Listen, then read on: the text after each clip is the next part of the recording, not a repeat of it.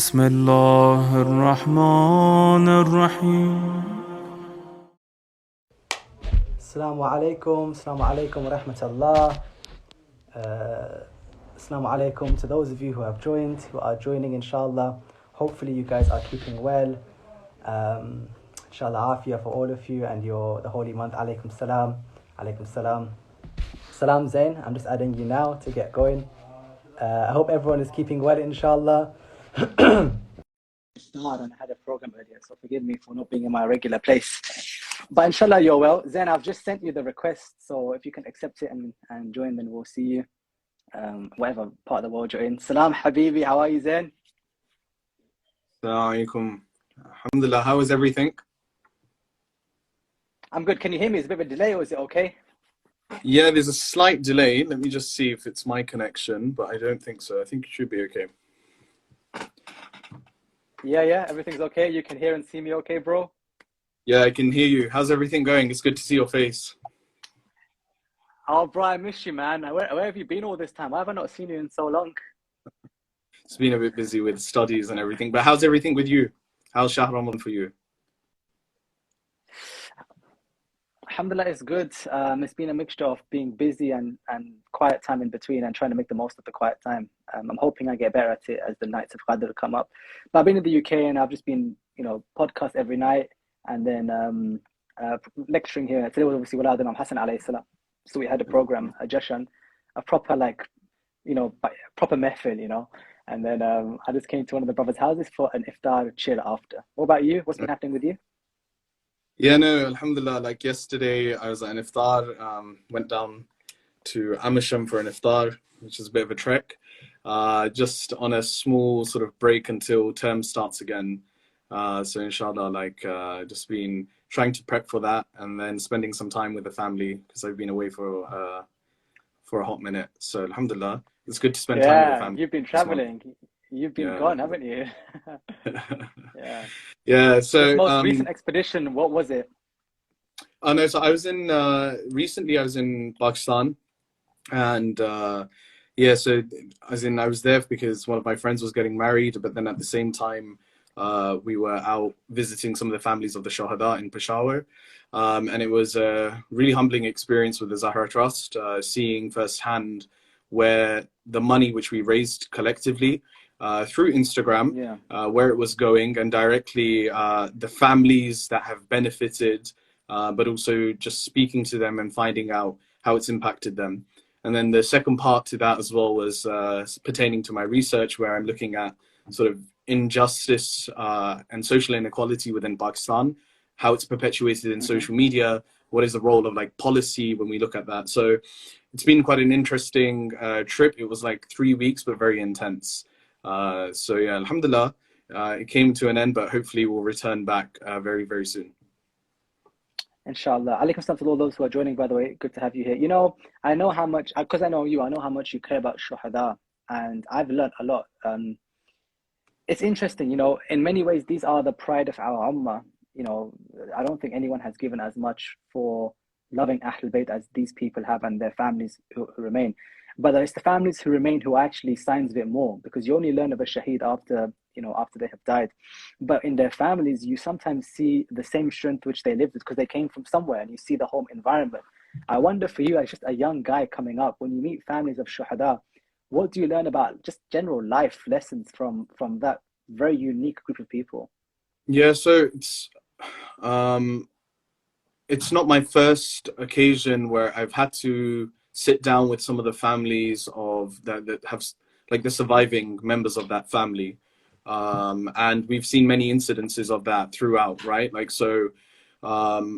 Pakistan is not especially for Shia families in Pakistan, there are many stories of Shuhada, many stories of people that have had one or two people lost in their families, especially in certain parts of Pakistan. So in 2015, 2016, we had Sania Chala, Sania Kohistan, the massacres which took place there in Gilgit-Baltistan. Alhamdulillah, the situation in the northern areas of Pakistan is much more safer and much more secure. But that was my first sort of experience when I was very young, going for the first time after raising some funds and sitting down with the families.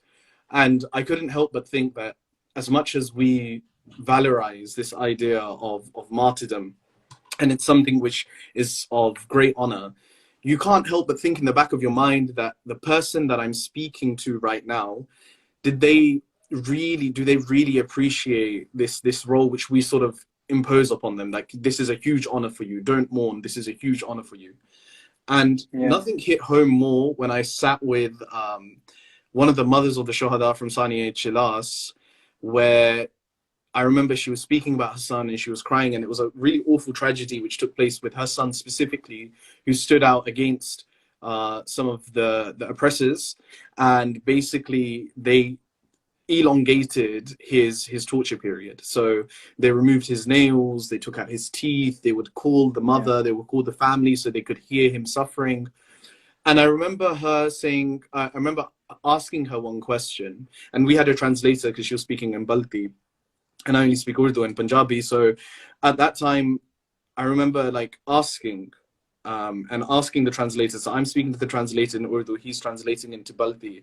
And I asked her very straight up, if you had the choice and you were to go back, because one of the key things in the massacre of Chilas was the identification through Shia names. I asked her, if you were to go back in time and at the naming of your child, you were to give your child a more neutral name, would you decide to do that? And her son, some of her sons were standing nearby her. Now, from morning to all of a sudden, she changes her tone and she turns around to each one of the sons and says, if that thought goes into your mind, then I have not brought you up to the same respect that you have me in your eyes, because had I had more sons, I would even name them with the same names that I've given them. And she's like, because this is for us is an honor. And that was the moment where I saw that snap, where you see like from the idea of injustice and something which becomes far greater as a recipient of that violence or that injustice, it gets connected to a narrative which we cannot comprehend, and that is the narrative of Karbala. So it was a really powerful thing, which even now till today, whenever I have the opportunity to sit down with some of the families and sit down with some of the victims and their children, if they've survived a blast, if they haven't, like even in Peshawar, some of them were saying, we wished that we didn't survive. Like, we wish that we had the honor to join our brothers who passed on. But in Peshawar, it's a very sad situation. It's not something which we should take lightly. There are over 70 Shuhada and their families. And one of the families actually was an undocumented. You've done a lot of work with refugees as well.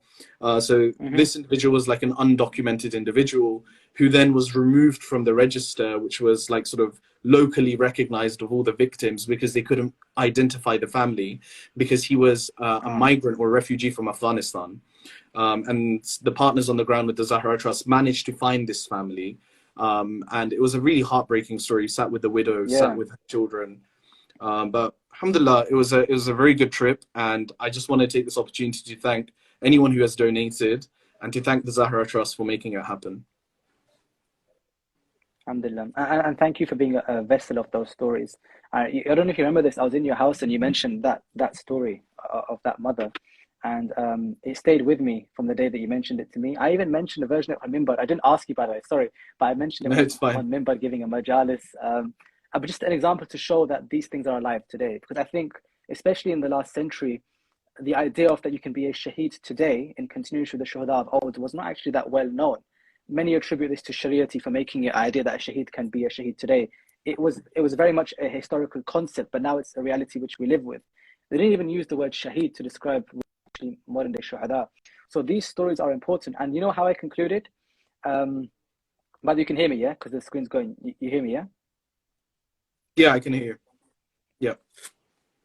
I can hear you. Yeah, so I concluded with Karbala by saying that, I can hear you, okay. Abu Abdullah, even when it is at its most unbearable, right? And it's at its most difficult, we would not want to lose that grief. And it is choking, but I would not want to lose that feeling of sadness when I'm in the majalis. Do you know what I mean? Yeah.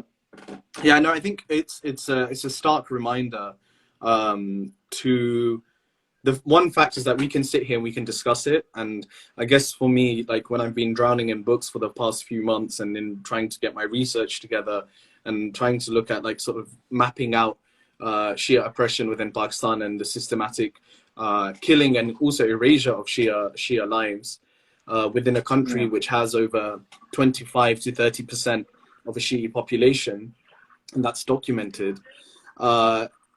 It becomes quite detached and desensitized, because you start to map out all of these incidences and you feel like, oh, okay, like, you know, I'm reading it from an academic perspective.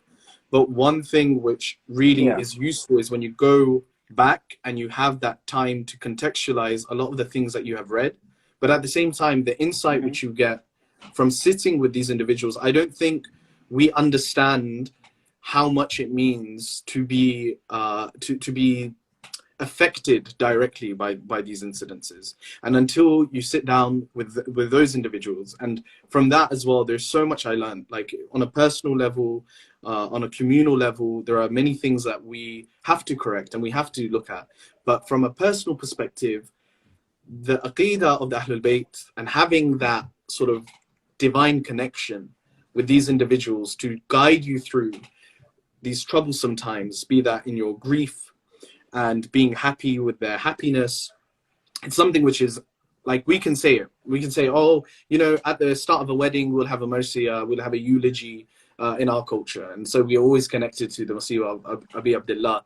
But in truth, until something happens to you which directly affects you, where you are called, that love is called into question, where that identity which you are so proud of is called into question, that's the true marker for me. And like, for me, I can never, ever like turn down this opportunity. Like a lot of people are telling me it's not safe to go to Peshawar, it's not this, you shouldn't do this, etc.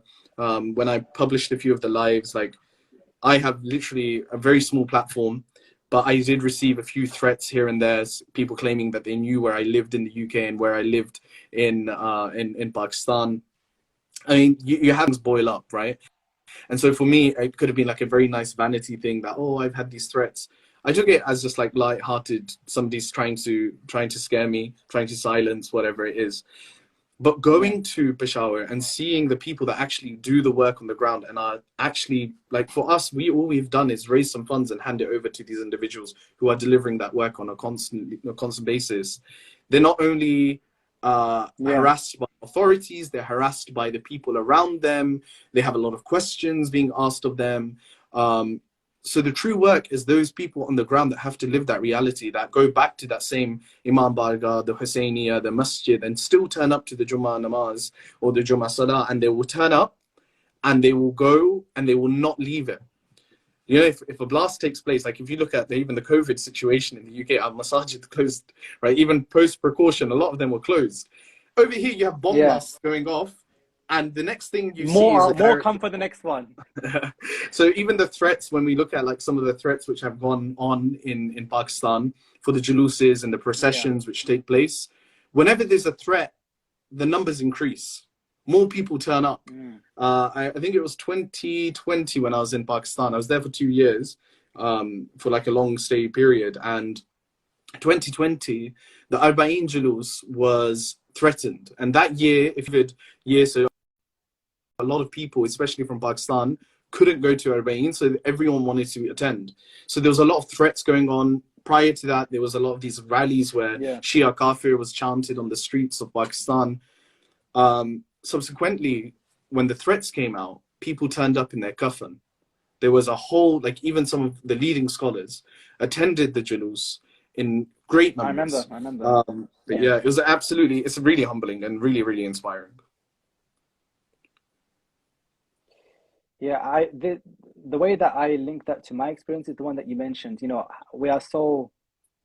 we've never really been tested with our faith in that way. And usually the strength of your faith comes from the strength it's been tested, because you value it, you preserve it among challenge.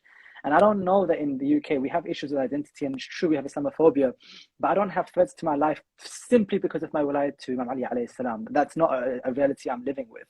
And I think the earliest period where this happens is right after the death of Imam Ali alayhi salam, like literally that period of time. in Dua Nudda we read that, you know, everyone came together to cut away from Islam, illa al-qalil, except like a tiny number. And the words which come after are the words I think of when I see the images of those that you describe, which is ممن وفى لرعاية الحق فيهم, who actually had wafa, loyalty of the rights, وقتل من قتل, and because of that some of them were killed. Just because of that love, some were killed, some were exiled, and some were imprisoned. When I meet Shia refugees and migrants along the European migrant route, and they tell me that I've left Pakistan because like my brother was killed by Taliban, and they actually have showed me the letter which says that you're next. And for me as the lawyer, okay, I've got a great case to make the point for them to get asylum. That's literally evidence. But as a Shi'i, that person's been expelled from their land just by virtue of this. I want to ask you this because you are traveling. When you come back here, I don't want to criticize, but do you think we've become soft because of how removed we are from that reality? Have we misvalued or misidentified what this wilayat actually is by virtue of how easy it's been to keep it with us? It's quite a loaded question. I expect nothing less from you, but it's a really like it has a lot of layers to it. I don't want to comment so openly about what I perceive the community here's understanding of injustice or oppression or our affinity towards showing solidarity to the oppressed communities, wherever they may be, Shi'i, non-Shi'i, Muslim, non-Muslim. I think it's very important that we also understand that the school of Ahlul Bayt doesn't necessarily have a binary when it comes to this idea of injustice, right? And this is something which, unfortunately, through the lens of a lot of the work which I've done, I've interacted with different people in the community, and they'll say, you know what, the work you're doing is absolutely like necessary because all we focus on, and then they'll mention X, Y, and Z cause, and you can fit that cause into it. And the point here is it's not about one oppression over the other. It's about ensuring that we understand that these oppressions are also interlinked, that there is something which is far greater when we're looking at, and it boils down to this idea of the value of life and also the disregard for those rights which are God-given. Everything has a right, everything has a place. When those rights are misplaced, we come to a very simple fact, as the scholars tell us, of dhulm, when those rights are neglected.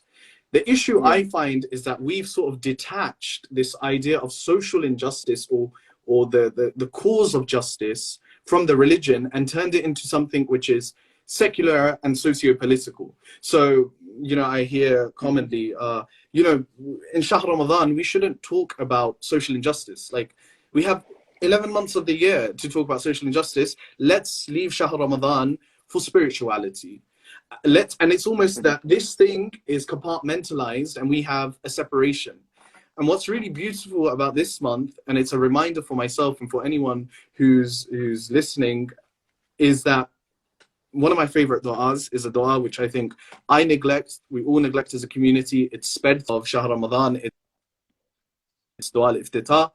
It depends upon your center, before Maghrib or after Maghrib.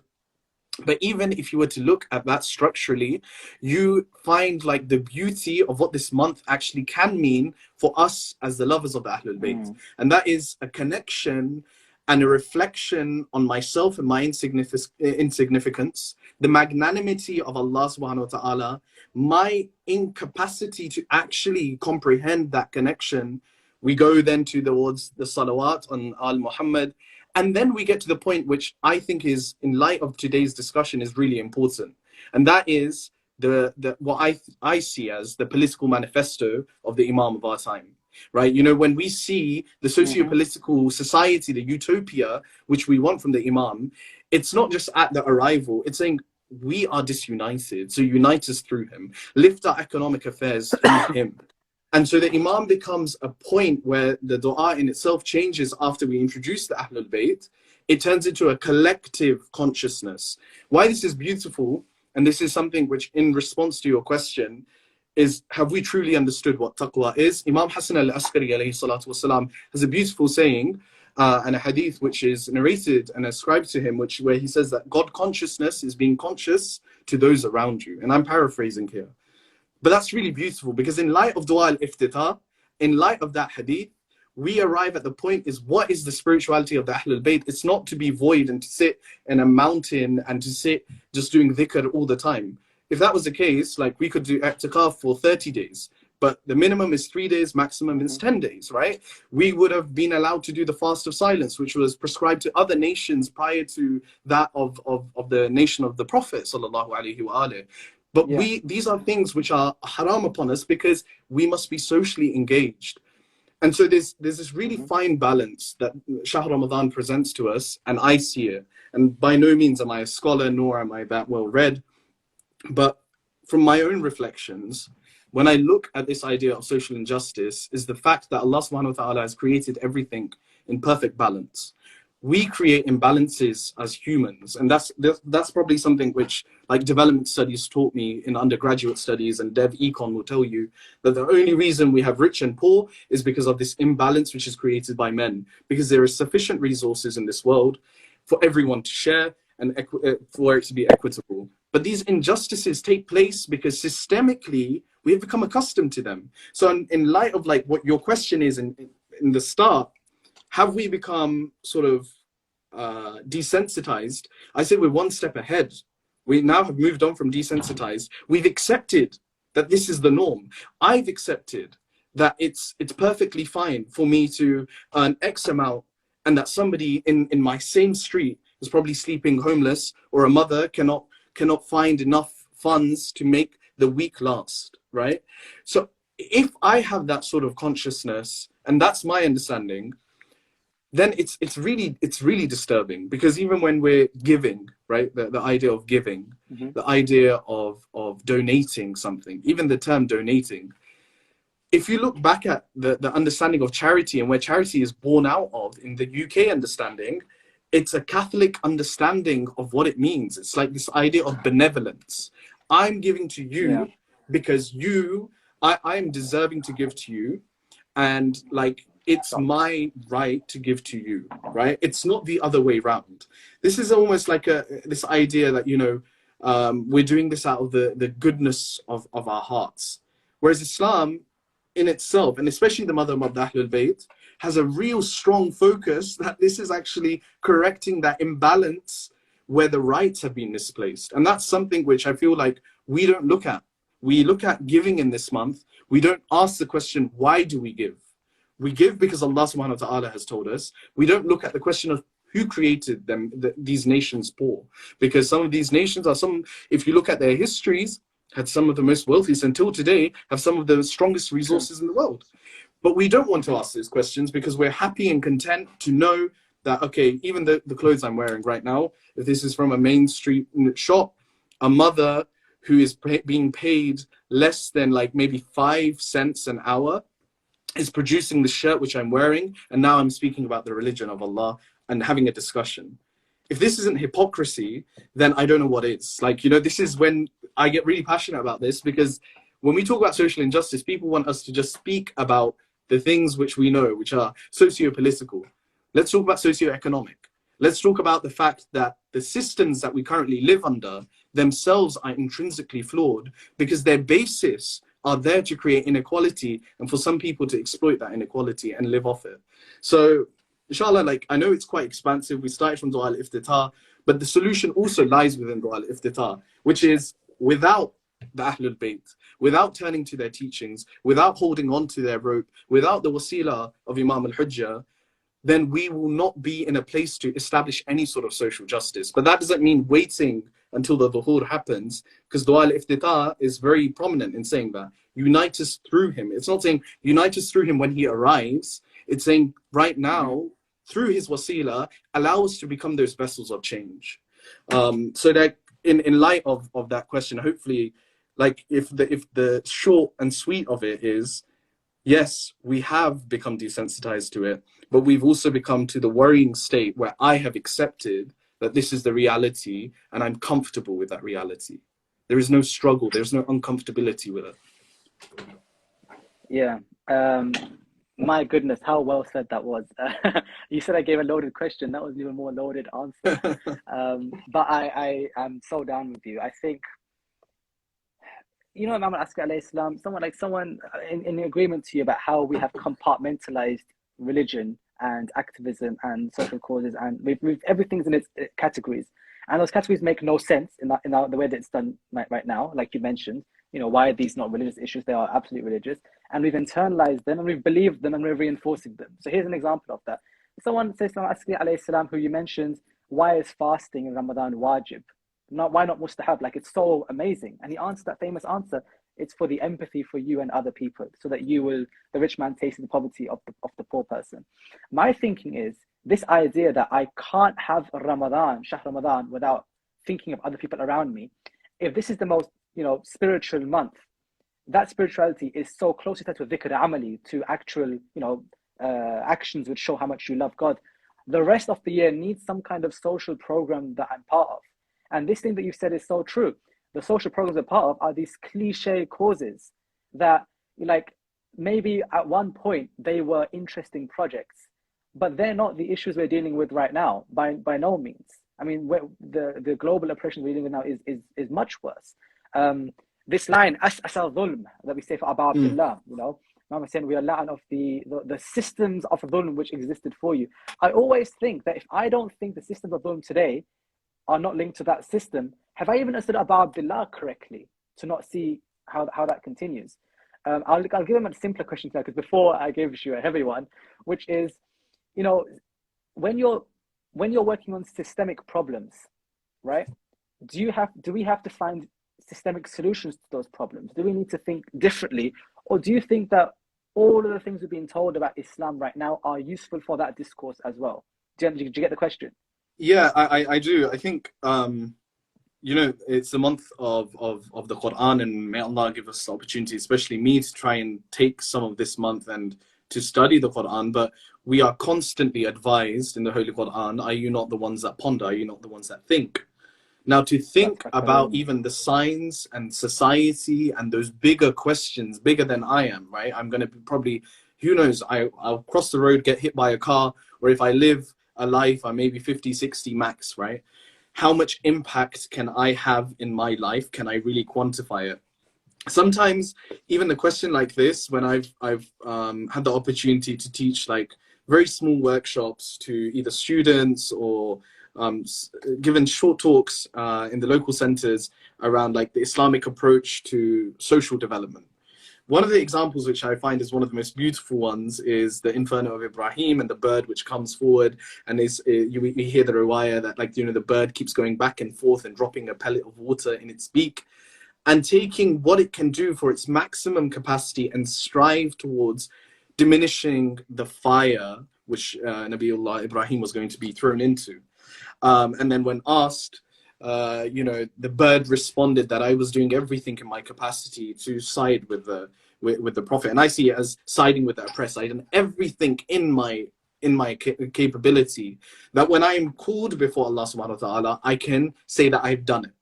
So that also means, from our perspective, it's not about getting water in our mouths and throwing it onto the fire, right? There's fires raging all across the world. We can see in every single Shahr Ramadan, the issue of Palestine becomes a huge part because of how much oppression is systemically done by the apartheid regime. So that is done as a tactful strategy. But if I was to just say, okay, I'm just going to show solidarity and that's all I'm going to do, share a post, is that sufficient for you? If it's sufficient for you, that's fine. If that's all that's in your capacity, that's fine. But it takes a bit more. And I think that's what's required of us, right? It's required that we sit down, we think over these issues, we look at how these things are interconnected. If we live, and I want to put this into the perspective very simply, if we live in a world where it's globalized, everything is interconnected, and we see our economies are interconnected, our cash flows interconnected, how is it that injustice and political systems are all of a sudden siloed? There is no such thing. Anyone who has studied like the postmodern world understands that the systems that we live under, number one, all right, like from a neoliberal perspective as well, are built under neoliberal institutions. Number two, the fact that these injustices are co-opted by different states and sponsored by different states and sponsored by the free market. These are all things which we need to unpack. So rather than just saying, okay, it's too big of an issue, I can't deal with it, this is something which man has created. That injustice is what we as men have created collectively as mankind. But we have a duty upon us to unpack some of it. And I feel like what tends to happen is we say, oh, you know what, Shahid Baqir Sadr, amazing. You know, political philosophy, we want to look at like our philosophy, it's amazing, our economics, amazing. But nobody sits down and unpacks what that means today. How does our economics apply to some of the things that we are seeing? Does Islam believe in socialism, Marxism, capitalism? How do we respond to it? Everyone wants to talk about these scholars, but not take their work and apply them, including myself. Because I believe... Can I give an example on this? Solutions. Yeah, go ahead. So with Shahid Sadr, this thing about our economics, iqtisaduna, there's a large part in there about, you know, is Islam capitalist or Marxist and everything. And it's happening at the time when... Yeah, but it's happening at a time when that's actually a battle happening at that time. Today, we historicize Shahid Sadr by saying what an interesting debate that was. But his discussion of capitalism is okay, the Marxism one, it changes. That discourse is no less useful now as it was then. But why have we not had the conversation of what does Shahid Sadr think of the neoliberal world today? We do this to our ulama sometimes. We often compartmentalize them. And I think, do you know why we do it? It's because in academia, that's what you do. You historicize historical figures into their errors, and you only judge. It's the idea of relativism. You judge their ideas based on the society of their time, and we did that to our scholars, and I think we do it to Ahlul Bayt as well. So Ahlul Bayt are doing the same thing we've done it to them, where they talk about oppression, and we think that's historical time, and that's not now. Yeah, and so like even on this example of the Ahlul Bayt and going back and circling back on this conversation around injustice, I remember when I was in my undergrad and I felt really ashamed because in my first year I was taking a module, management in the Middle East, and I think on the fourth topic, and the professor was a guy called Mark Neal. I think it was about social etiquette and management. And the core reading list was Amir al-Mu'mineen's letter to Malik al-Ashdad, which everyone loves to speak about, right? But here was a guy who's not practicing, not Muslim, but he says this is the perfect social conduct to understand that this discussion is something which actually expands far beyond, and it's from hundreds of years ago.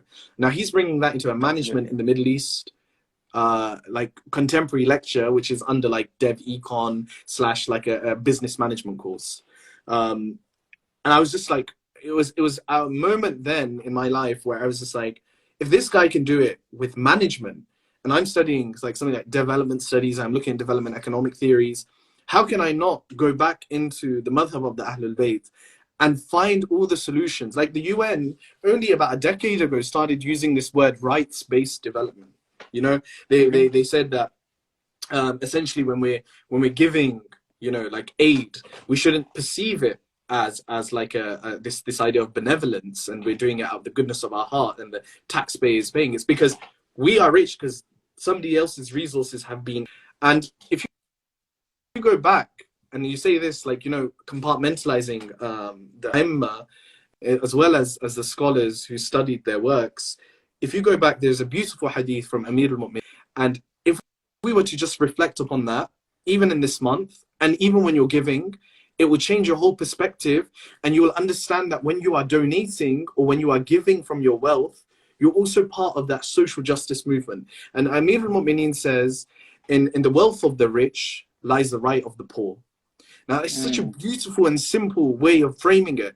But look at that. Like, the church doesn't believe in that. Like, the church in its institutionalization of giving doesn't believe in that. It believes that you are doing this as like it's almost like that. A donation, a gift. Yeah. And we've done that in our communities, right? Like, we've done that in our communities. We love to valorize this idea of like, this person gave 5K, and we love auctions, and we love doing all of these sort of different events, which are great. No doubt, encourages people to donate. But in the end, it becomes about myself, as opposed to understanding that when I'm giving from my wealth, it's because I've usurped someone's right. Like, that's essentially it. It was never mine. It was never mine to decide, to start with. That in itself is the injustice that I create on a daily basis. When I keep my khums to myself, when I don't give those, I've taken not only the right of the Imma, but the people that require that. And so when we flip that, this idea that when I give my time, I give my money, my wealth, this is not only service, but this is almost like a restoration of that right. And small bird against that inferno. But if a flock of birds start to do that, that fire slowly starts to diminish. And that's where, as a community, we need to start collectively having these discussions, because one, we need to change the mentality of how we see inequality, because that is one form of injustice. Two, we need to change the way that we give and the ways that we see that, like this idea of donating. Three, if I cannot unpack why that inequality exists, that donation, I don't know, for me, it's sort of faux pas. It's like this idea of like, I'm giving, so I'm doing my duty, but I don't really want to talk about the fact that, like, you know, why that poverty actually exists. And that's really important. On the point on giving charity, I don't want to follow this up because there are things I want to say, but I cannot speak. There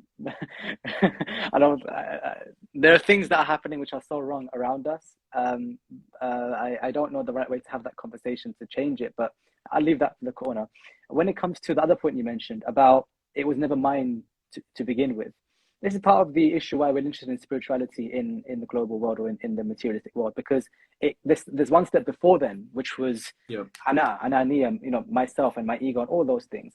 And that comes from, like you mentioned, the economic system which we are in, which begins with the human being as the central point of wealth or central study of value.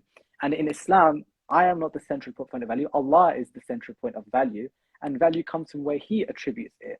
Now, that one thing is not some semantic difference. That's an entire difference in worldview. And the hard thing for us right now is if we don't have the systemic conversation, we're trying to find a solution in the opposite strand, where divinity was never a central part of wealth in the West. It never was. So why would you expect someone who's going to apply for a job now, a young child, when you're saying to him, listen, do something which is good for Islam or good for the world, they've had a whole society tell them do what's good for you. Why would they want to be altruistic in that society? Like, why would they? Can you rephrase it in a more hopeful way instead of me saying that in a negative way? I think, you know, there was a report done by the Young Foundation a few years back which said that our generation, or the generation to come, like, you know, the generation under us, I think, is Gen Z, right? And they said that this generation is the most individualistic generation, and I guess also this discussion around ana is something which is very interesting, because like it's something which we surprisingly in my studies we're unpacking, but it's more that's also from a socio-political idea, like, you know, in your course they study the ego and the self. Yeah, so we're looking at like sort of Allama Iqbal's idea of khudi and self-actualization and realization in comparison to something like, you know, the departure of that, where we see from sort of mainstream Ibn Arabi. But what's really interesting about that discourse is the fact that Iqbal's work is it's a reframing of understanding your spirituality with Allah subhanahu wa ta'ala. And it's very beautiful in the sense that a lot of Allama Iqbal's work and poetry is a commentary, a social commentary between man and God, and not understanding that relationship that you are divinely appointed, one. But two, that collectively we've basically degraded the value of our life as a collective, as an ummah. And that basically means that he sees, like when he goes to Qurtuba, Masjid al-Qurtuba, he sees it all in ruins and he reflects upon this, and he uses that as an example for the Muslim ummah, that you are all, like, you know, in the shadow of the past. You're sitting in that glory of the past. And I sometimes see that the work of Allama Iqbal, the poetry of Allama Iqbal, which is not less than 100 years old, is very relevant to us. We sit in the glory of the past. Absolutely. We sit in the glory of some of that reverence which is in the past, without actively seeking to make our community rise. Coming back to this point which you mentioned, and this idea of it's difficult, because as a whole, I don't think where we are as a community is very dangerous. Like, I see that now there is a lot of things which are happening. For example, there are traits in capitalism which we've internalized, right? And I'm not saying, oh, capitalism, well, that's it. Like, you know, I think that Islam has its own system. We're looking at that. But there are very toxic traits which as a community we are internalizing. We Yeah. deem success through monetary value. We deem success through how much a person is making, and how much value then they give to the community is based upon what that wealth can achieve. And we use the example that if you have a lot of wealth, you can serve. But service is not defined by how much you earn, right? You know, or how much you have the capacity to give, because Allah subhanahu wa ta'ala, the rizq is written for us, right? That will come and go. It's transient. Mm-hmm. What is really necessary is for us to start these self-reflections, right? And what is really interesting, even now, we as a community are going back to sort of see, what's the core fundamental from a sociological perspective of capitalism? Let me ask you, from a sociological perspective, in your opinion, there's no right answer. From a sociological perspective? Yeah. Or a psychological, sociological, let's say psychosocial perspective. I would say it is that the human being, private ownership of the human being is the most important expression of their individuality. And so individuality is private ownership of the self, right? You're saying? Yeah, so I would say something along those lines. Okay, so if you're looking at that, let's simplify it a bit more. What does private ownership actually do? What does it create? It gives you, well, it creates value in society, and it creates hierarchies. Exactly. And what does hierarchy do? Like if you have two people of this similar sort of standing, what does that do in a capitalist sort of? It creates competition, naturally. 100%. So now when you're looking around, you're looking around your Jamaat, you're looking around your, like, you know, you're sitting down in Shahr Ramadhan, and there's many kids who are now at the point, I'm saying kids, I was there 4 or 5 years ago, but you're graduating, you're turning around and you're seeing your friends are applying for the same jobs, and you're saying, damn, like this guy, he's going to be against me in this competition. Or you're sitting for the same exams, and we start to see even things like the pursuit of education framed in this capitalistic way of understanding. And this is also coming down to how we also are looking at religion and religious knowledge. Like we're starting to see small things like this creep in to how we understand the religion and how we access knowledge in the religion. It's also about how much I've acquired. Whereas, you know, more than anyone else, you're a lecturer, mashallah, you serve across the community. The knowledge you acquire, we know that there is a zakat for everything, and the zakat for acquiring that knowledge is to share it. So then, absolutely, you know, but whereas the capitalist society tells you that everything has a value, and the value is quantified through this wealth, through the money which you pay for, and that's how we ascribe something. So if I'm paying to see something, it's much more valuable. If I'm paying to hear a lecturer, it's much more valuable. Whereas if you look at certain, even if you go back, if we've taken this from Western society, accessibility is also another fundamental here. You see, you know, like you can't afford this, and it's something I used to see with like a lot of like these sort of social campaigns. We're holding a talk, it's £10 entry, but if you can't afford it, just email us and we'll let you in. You know, if you are doing that, right? But we've done it the other way. We said, okay, this is how much it costs for you to sit around the table, and this is how much it's going to cost for you to maintain it. And then we create another hierarchy, which is then seen within our communities constantly, which is whoever has the most wealth, whoever has that sort of stamp, gets to sit. They have the most legitimacy. Yeah, exactly. And they get to sit with the big boys. They get to sit with the right scholars. They get to have access points. And I'm not saying that that's a reflection of just, but it's also how we've internalized this idea of the value and success in society. And it's really unfortunate, because what's happening now is people are going to be graduating. They're sitting around having iftar together, and sometimes that brotherhood or the sisterhood is lacking, because now we start to see each other as competitions as opposed to brothers in faith. We're not seeing each other as a collective community, but we're seeing each other as individuals. We're just scattered. We just come together, we pray, and then we leave, we disperse. Gone are the days. If you now remember, I'm going to ask you a question. I'm sure you get invited to many iftars, but over the years, as you grow older, the iftar invites become less. When we're younger, there's a lot more. And also, if you recall, in the masjid, you used to have a greater, I'm sure many people can reflect on this, I was speaking to this with my friends, that You used to have a bigger circle of friends, but as you grow older, you start to find your pockets, whatever. I don't want to go out of my way to make sure that the other person who I haven't connected with, I'm still in touch with. Because now it's like, oh, you know what? I don't have time for this. I feel like there's someone listening now who didn't call you to an iftar and you're talking to them. So whoever's listening now, please invite Zain to your next Definitely iftar. not. He's great at parties. Definitely not. It's all love. Anyone who's listening, no. But I'm just saying, it's just something to think I agree. about. You know, even when people have. Oh, go ahead. Yeah, go ahead. Like I was gonna say, even when people have gatherings, right, with a scholar or whatever, and there's always that one person that wants to go and attend, and sometimes people discourage, and it's capped at a certain number.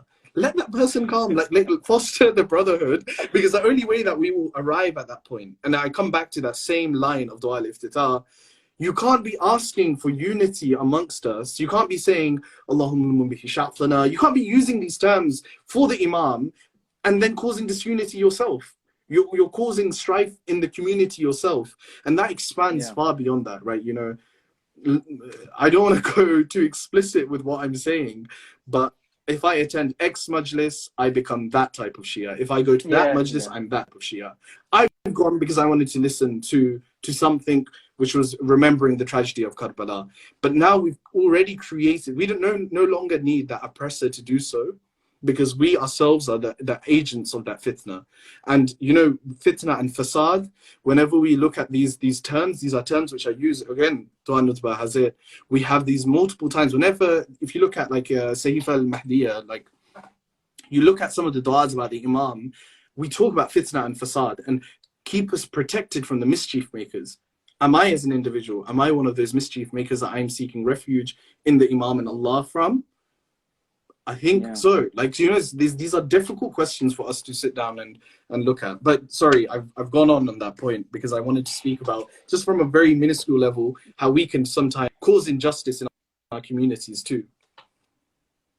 No, I thank you for making that point, because it makes it so much more imminent for us that these are not, you know, dhulm, which is the topic we'll be discussing more or less, and jahl and wrongdoing are, we can partake in the system without knowing it, just by our approval of certain norms which we perpetuate.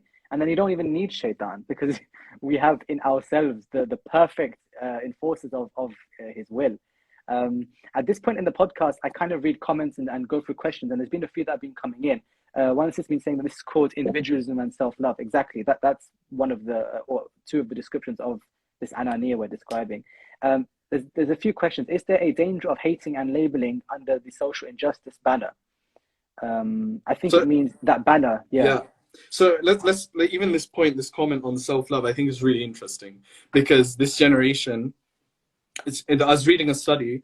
I find this really interesting, by the way, because you'll notice things like the fierce secularization of spirituality, which in itself is a whole topic. You know, like the West is now accepting, like, you know, it went through a period, went from the church, then to denial, to now accepting that there is something greater in us. There's a presence.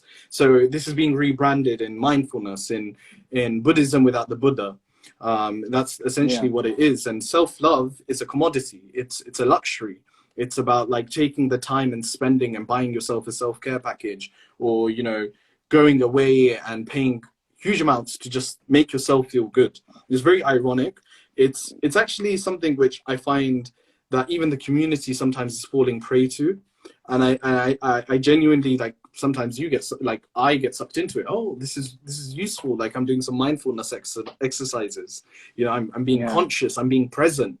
There are many things here which we can also like reflect on, hopefully maybe in a later session. But on this question about hate and injustice, I think we need to also look at what are the sort of fundamentals which create injustice and inequality. And a lot of those things are based upon love or a lack of, and where hate is also instilled within society. When hatred and jealousy and greed steps in, these are fundamental values which are contradictory to our greater selves. And so these sort of things can be grouped under social injustice, but I'd like to always reflect upon these ideas that what's scary is, on an individual level, hate and love play a part in us, right? But when we look at hate becoming systemic, then that's how structures are created, which then breed these inequalities. Because what you do, as you mentioned before, when you can devalue human life and the value of human life completely, and you can give that any sort of guise, it becomes a norm within that society. So we can see this right now. You know, like if you look at the way that the UK is operating, the poor, the way that the poor are referred to by certain politicians in power, the way that we speak about things like the welfare state, that this is an idea which is completely like flawed, and that these people need to get up and they need to work. This homelessness is a good example of that as well, actually. Homelessness is, but even beyond, if you look at it, like the amount of people that are utilizing and using food banks, it's alarming. Like the amount of poverty we're seeing in the UK growing over time. Is it down to hatred? I don't know. Like, I think it's down to greed, and greed comes in hatred. Yeah. What about you? What about, in your opinion, what do you think? I lean to the point that there is also a spiritual discourse for even those people that we have not had. Like that oppressor, what have they done to their soul as well? I mean, what have they done to their qalb? And I think that helps us understand why these systems have existed for so long, because they would have come from someone who was extending their own, you know, their own power over. A lot of it is power. My understanding of literature right now is, I'm reading a lot on discourses of power, Arendt and others, and I think that's how I understand what the link between the individual who is, you know, dhalamtu nafsi, and the system which is asas al-dhulm. Like the link between the two of them, I think, is the extension of individual power. That's, I think, another podcast for another day. We have to talk about iqbal, self-love, power, maybe at some point charity and those things as well, maybe in future podcasts. But that's where I am right now in answer. So my answer to that, by the way, is I think that it is how people have enforced power through institutions because of their own spiritual problems, and the spiritual issues in them are shown in the nature of the power structure. So, for example, if they have a lacking of happiness in them, then the economic system enforces misery with a particular function because they have it in themselves. Or the commodification of happiness, Yeah, precisely, because they don't have it in themselves, so they have to theorize it in a different way. You know what I mean? Like when you're happy, you're happy. Like, alhamdulillah, you don't need to, you know, add it into a parsimony. Another point here was the private question, and then I think we'll probably come to an end because me and Zain can just go, and and have gone for hours. In light of the hadith of the Holy Prophet, it's a private question that he says, he who is not concerned with the Muslim Ummah isn't one of us. It's not Sadiq alayhi salam, by the way, where he says those who don't wake up. The one who's not wake up, laysa min shi'atina, is not from our shi'at. If you don't wake up thinking of the ummah, should we care for so those who say that, should we care for the Muslim ummah first over other social injustices around the world, as our capacity is limited? Famous question. Do we look at our self issues or other issues? I'll mention one ayat of Quran and give it to Zain to solve the problem. The verse is, Allahu la yughayyiru ma biqawmin hatta yughayyiru ma bi anfusihim. God does not change the condition of the community until you change the condition of yourself. But then, what issues should we solve and in what order do you think? I mean, look, empathy and these emotions as a human, if your heart breaks when you see a mother being snatched away from her child, right? If your heart feels and you can, it's soft, it can empathize with another creation of God, then you don't need to compartmentalize oppression. But I do understand the point, which is really important, because it's something which I do in my own personal understanding, right? So I look at my different layers, which communities I'm from, and what are the things that I can impact. It's no longer about like what's my relation and relativity to it, because I am passionate to stand for the Palestinian cause. I'm passionate for Shias not to be killed in my country for just existing. But what can I have the most impact with? What will my time and effort go towards? What can I organize with? What do I have access to? See, we have to think a bit more creatively when we're answering these questions. Creativity is very simple. What's your objective? What's around you? How can I utilize the resources and ensure that we can arrive at the destination we want to be at, and the efforts that I'm putting towards it? And we have to think a bit more creatively about these things. Rather than compartmentalizing, I think that we can show solidarity across the board. And I use this example not as a general Muslim ummah. I'm using this again as a Shia community. For example, if somebody is running a campaign for Iraqi Shias or Bahraini Shias, 100% I'm there to support it. Will I be the instrumental part of organizing it? I don't have the capacity, but I'm there to listen, to provide counsel if it's necessary, to attend the protests. But where I know that I can have an impact is because I'm a Punjabi Pakistani Shia who goes back and forth between the countries, who has the benefit of having a British passport, so has that sort of thing. So can I use that privilege to have some sort of impact? And I think that's the way that I frame it. Whenever somebody asks me this question, it doesn't mean that I don't care for those issues, but I understand that where can I have impact, where can I have influence, and where can I, inshallah, be some sort of vessel of change. So it's a conversation you need to have with yourself. But let's not try and deny the fact that, like, you know, a lot of the times these questions are used to say, we should take this issue before this issue. Like, I saw 1 or 2 posts today by people in our community sharing the issue of Palestine and caveating it, saying, oh, but this happens all the time in Iraq, or this happens all the time in, like, Afghanistan. Bro, like, no one's taking away from your cause if you show solidarity. You know, no one takes it's such away a like from all lives matter type. Yeah, it is. And it's an all lives sort of, you know, we sort of jump on this bandwagon where we believe that by solidarity to oppression, which isn't directly concerning me, I somehow diminish in that. And that's not how it works. If you organize in communities as you have, you work with refugees, people begin to show that there is bonds, there are mutual bonds being created here. So inshallah, like with that, and finally the intention, it comes down to intention. If your intention is to work towards that mission of Allah subhanahu wa ta'ala and to work towards restoring justice within in society, and your intentions are clean, inshallah, like I pray that like all of us have clean intentions whenever we work and sincere, that sincerity will show. And people will come to you and you will find people to work with. And that's a key indicator. When I asked a very close friend who I consider a teacher, is like, how do I know my intentions when I'm organizing the community are sincere? He says, because when you have a sincere intention, you'll find other people with sincerity who will help you, and doors will begin to open and you'll see things which you never thought were possible. I never thought I'd be sitting in Peshawar with some of the people that I was sitting with, but I was. And I was sitting here in Peterborough, like only a few months ago, organizing without understanding truly, because I've worked in other parts of Pakistan, but not Peshawar. But all of a sudden, people started coming together. Now, I'm not saying it's sincere intentions there, but like genuinely, when there is something you feel passionate about, please don't let that fire subside. So that's the key thing which I'd say. We have a lot more to discuss. Hopefully, we'll unpack maybe in a future session, like how we've also compartmentalized Imam Hussein and the stance, and sometimes how the other side, you know, this idea of social inequality and justice can also diminish what some of the Imam actually stood for. And that's what I want to end on this from my side, what you've reminded us of, and with the title of today, which is spirituality in a world of injustice, right?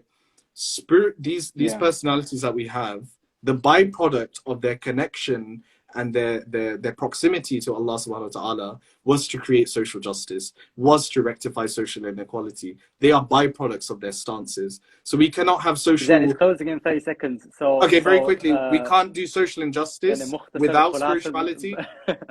And that's it. I'll end on that. Perfect. Alhamdulillah. And that is the summary of the entire discussion. Thank you, my dear brother Zain Awan. I hope it was useful for you, inshallah, and for the listeners. Definitely, I obviously appreciated it so much having you on. Thanks for accepting, by the way, and in the circumstances, inshallah. I'd like to say that I'm very proud of you, and I really do ask for you. And thank you. You're doing so much for us, so thank you. And Khair, shout out everyone, follow the Monthly Reflections podcast, inshallah. Donate to Zain's projects. Tomorrow, okay, I can't see who's coming on tomorrow, but all I'm going to say is if you like today, oh, you're going to love tomorrow, inshallah. That's what I'm going to say. Take care, Zain, inshallah. Thank you to the listeners, and see you soon, inshallah, habibi. Ma'as salam. Ma'as salam, everybody. Fi amanillah.